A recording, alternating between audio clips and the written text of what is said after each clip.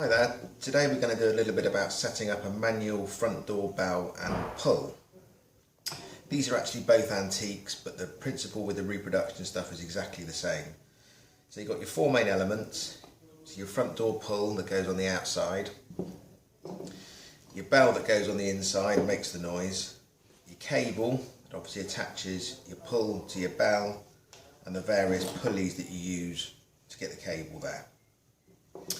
Now the principle is fairly straightforward. At both ends of the system you need some kind of spring. So this is the return for the pull. So when you pull it, it returns. As I said, that's an antique one, but it is a reproduction one, but as you can see the principle is exactly the same. And at the other end of the system you need some kind of spring on the bell. So when it's fitted over the arm, and the bell's pulled, it goes back against that spring. Now in terms of the cabling, you probably want something, well you do definitely want something that's not going to stretch, maybe like a parachute cord. I quite like this kind of brass picture wire, is quite nice. In terms of the pulleys, this is the older style pulley, sometimes called a linkage. You do still see them around. Personally, I prefer the modern ones because they're a lot easier to fit and you've got an awful lot more leeway in them.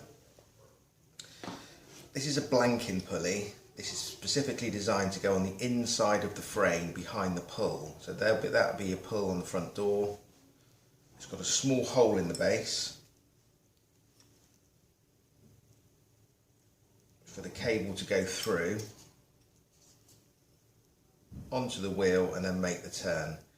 In most cases it's going to be positioned like that, and you're going to make the turn 90 degrees up the wall. Because obviously the pull is going to be positioned at pull height, and normally the bell is going to be positioned at kind of dado rail height.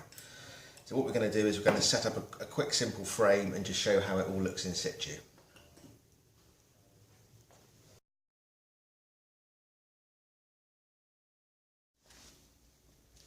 Okay, here's our pull fitted to the outside of the wall.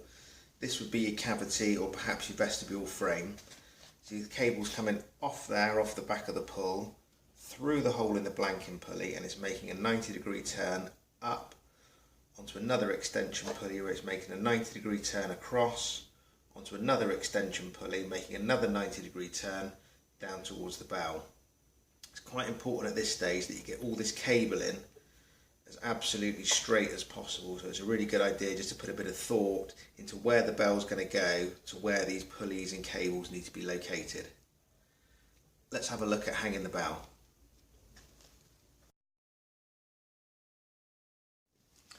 Okay, so we've got our back plate for the bell positioned on the wall, and we're obviously, like we spoke about earlier, we're going to be looking to pull this arm of the bell back against this spring just to give it that extra bit of springiness and return.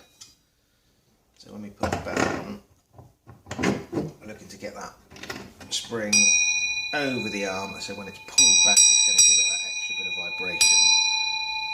So when it actually comes to cabling it up, what you want to do is make sure you've got all the kinks out of it.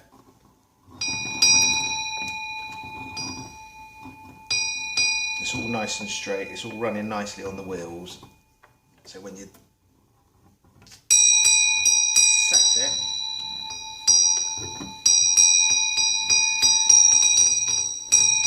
you're looking for that to be nice and tight.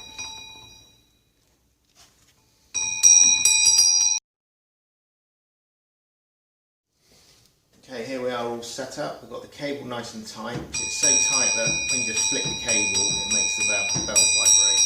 So if we pull the pull,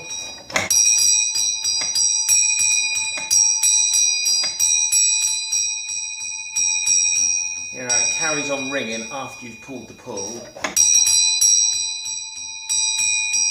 and that's because you've got the cable nice and tight and it all nice and straight.